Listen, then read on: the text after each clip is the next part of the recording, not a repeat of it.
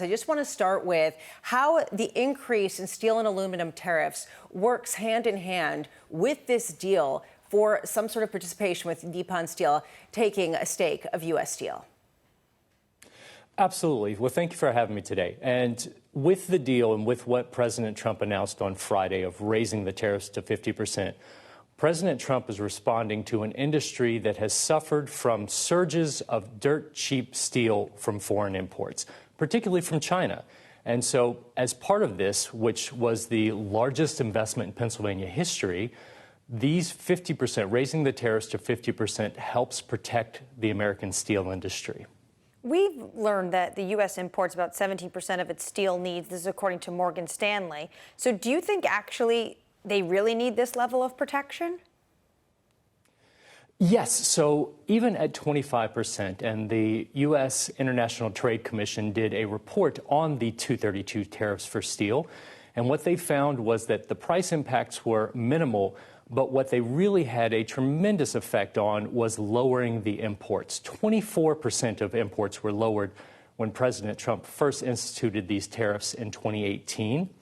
And so what we're still seeing is surges of steel into the U.S. China, over the last year, has dumped more than 100 million tons into the global market. That is more than we make in the U.S. in a year. So yes, we do believe that bumping up the number to 50% is going to be very helpful for our industry. Construction companies, I'm sure you've seen, have warned that these levies are going to be increasing the cost of critical building materials. Do you have concern about the knock-on effects, what this 50% level means for the steel industry, for things like construction as well as the auto sector? Absolutely. Anytime a tariff or anytime a trade knob is turned, you have to look at the ramifications. And when the International Trade Commission studied the 232 tariffs, what it found was for the downstream industries, 0.2% increase on their prices. So again, small increase on prices, but a major effect on taking those imports down. The Trump administration, though, Trump himself had opposed this deal on the campaign trail. Are you happy about the Nippon U.S. Steel deal?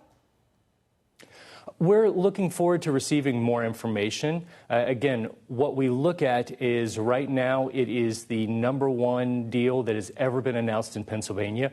One of our other members, Corp Steel, had just recently announced the largest investment in West Virginia history. So 2 out of 50 states, the largest investment in their history is steel. And so we like where this trend is heading. Brandon, you mentioned the dumping of steel in U.S. markets coming from China. But let's be clear, this tariff will affect much more than China. It is a sledgehammer, and you've seen complaints, for example, from the EU, from the UK. Is this the right method to take for what is a very serious problem? Should there have been something more surgical coming from the administration? We do believe that the 232 steel tariffs are surgical. And with this, yes, we do believe that it will help our industry. And the problem is not just China, it's global overcapacity. Lots of countries use cheap Chinese steel to replace their own and then send theirs onto the global market. And so this will help solve that issue. So another concern, which again, the most recent moves, I'm sure you're hoping to concern, is something of just job stability and job security, and any guarantees that the administration and many people hope that Nippon Steel will guarantee. Brandon, how far can those guarantees go when it is an industry that is facing a lot of changes, that is facing changes when it comes to technology that change the workforce? How long can job security be guaranteed? I can't speak for U.S. Steel, but what I can say for all of our members is that they have a more full order book than they've had in years.